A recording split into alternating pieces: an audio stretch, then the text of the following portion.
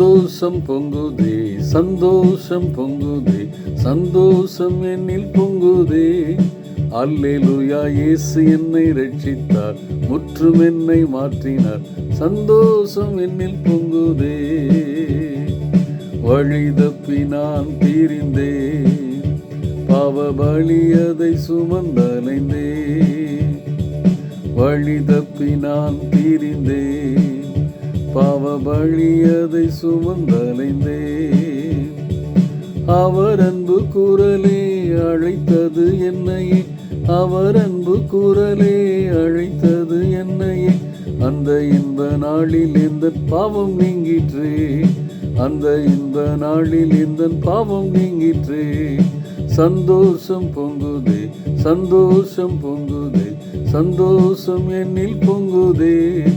அல்லேலூயா, இயேசு என்னை ரட்சித்தார், முற்றும் என்னை மாற்றினார், சந்தோஷம் பொங்கி பொங்குதே. டியர் ஃப்ரெண்ட்ஸ், அன்பின் வாழ்த்துக்கள். ஆண்டவரும் இரட்சகருமாகிய இயேசு கிறிஸ்துவின் இனிய நாமத்திலே உங்களை வாழ்த்துகிறேன். பாவ இருளிலே வாழ்ந்த என்னிலே ஆண்டவராய் இயேசு கிறிஸ்துவின் இரத்தம் கழுவப்பட்டதினாலே வந்த விடுதலை பெற்ற வாழ்க்கை பரிபூர்ண சந்தோஷத்தை கொடுத்தது என்று சொல்லி பவுலடியார் சொல்வதைப் போல இன்றைக்கு நாமும் நம்முடைய அனுபவங்களை ஆண்டவருடைய சமூகத்தில் வைத்து ஒவ்வொரு நாளும் நம்மை பரிசுத்தப்படுத்திக் கொள்வோம். கொரிந்து சபையிலே அவர் உழைத்த உழைப்பு வீணாகி போய்விடுமோ என்கிற பயம் அவருக்குள்ளே இருந்தது. ஏவலை எப்படி சர்ப்பமானது வஞ்சித்ததோ அதுபோல உங்களை வஞ்சிக்கிறவர்கள் வந்து விடுவார்களோ என்கிற பயம் எனக்குள்ளே இருக்கிறது என்று சொல்லி அந்த பயத்தின் வெளிப்பாடாக அநேக அறிவுரைகளை சொல்கிறதை பார்க்கிறோம். ஒரு நிலையிலே அவர் உழைத்த உழைப்பு முழுவதும் வீணாகி போய்விடுமோ என்கிற ஒரு நிலைக்கு வந்து விட்டார். அப்பொழுது தான் அவர் சொல்கிறார், ஏனென்றால் அந்த சபையை ஃபார்ம் பண்ண அவரே ஒதுக்கி தள்ளப்பட்டார் என்று சொல்லி அந்த பகுதியில் வாசிக்கிறோம். தன்னுடைய வாலிப நாட்கள், முக்கியமான காலங்கள் எல்லாம் சபைக்காக உள்ள ஒரு இயக்கத்திற்காக, இல்லை யாரோ ஒரு ஊழியக்காரரோடு கூட உதவி செய்வதற்காகவே போய்விட்டதே. அதனால் இன்றைக்கு நான் அதனுடைய பலனை அனுபவிக்க முடியலையே அப்படின்னு வருத்தத்தோடு இருக்கிறவர்களுக்கு இன்றைக்கு ஆண்டவர் சொல்லுகிறார், அதற்குரிய பலனை நான் தருவேன்னு சொல்கிறாரு. ஒரு சிலரை பார்த்தோம்னா ஒருவேளை சுவிசேஷ இயக்கத்தில் தங்களுடைய பெரும்பாலான நாட்களை கழித்திருக்கலாம். ஒரு சிலர் நல்ல ஊழியக்காரருடைய தலைமையின் கீழே அவர்களுக்கு உதவி செய்கிறதுலேயே தங்களுடைய முக்கியமான காலங்களை கடத்தியிருக்கலாம். ஆனால் இன்றைக்கு திரும்பி பார்க்கும் பொழுது ஒதுக்கப்பட்ட நிலையில் இருந்துக்கலாம். சார்ந்த இயக்கமே அவர்களை ஒதுக்கி தள்ளியிருக்கலாம். சார்ந்திருந்த தலைவரே, ஊழிய தலைவரே அவர் வேணான்னு சொல்லி தள்ளியிருக்கலாம். ஏன் திருச்சபையிலே கூட ஒதுக்கப்பட்டிருக்கலாம். அப்படிப்பட்ட நிலையிலே கொரிந்து சபைக்கு பவுலடியார் எழுதின தன்னுடைய அனுபவத்தை நம்முடைய அனுபவமாக்கி கொண்டு பரிபூர்ண சந்தோஷத்தை பெற்றுக்கொள்ள வேண்டும் என்று சொல்லி பவுலடியார் அழகான ஒரு கற்றுதலை தருகிறார்.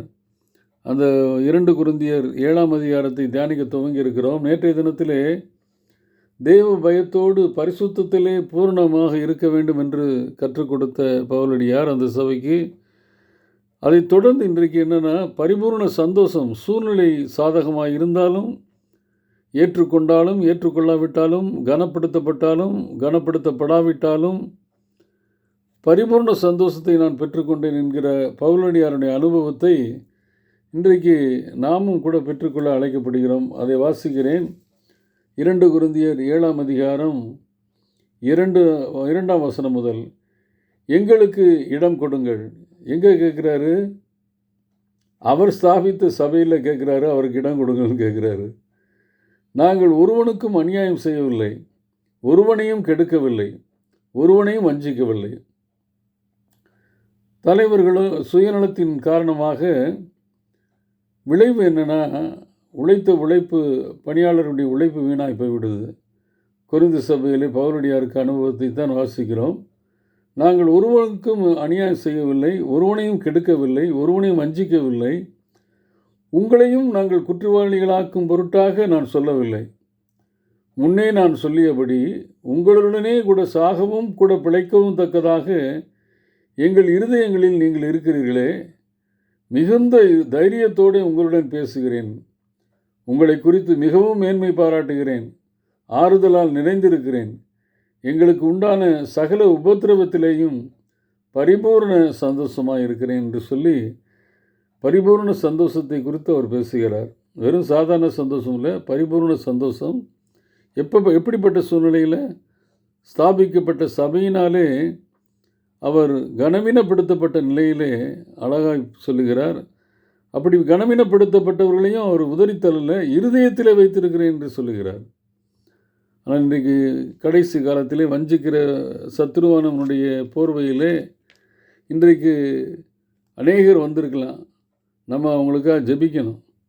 ஜெபித்து மனம் திரும்புதல் அனுபவத்தை பெற்றுக்கொண்டு அனைவரையும் இணைத்து கொள்கிற அழைப்புக்காக, திருச்சபையாக, ஊழியங்களாக, இயக்கங்களாக நாம் சிந்திப்பதற்கு அழைக்கப்படுகிற ஒரு நல்ல நாட்கள் இது. அனைவரையும், யாரையும் தள்ளிவிடாதபடி அனைவரையும் இணைத்து கொள்கிற ஒரு அழைப்பை ஆண்டவர் கொடுத்திருக்கிறார் என்பதை உணர்ந்து பரிசுத்தத்திலே பரிபூரணப்படவும், சூழ்நிலைகள் எதிராக இருந்தாலும் பரிபூர்ண சந்தோஷத்தை பெற்றுக்கொள்ளவும் கர்த்தர் தாமே நமக்கு கிருபை பாராட்டுவாராக. ஆமேன்.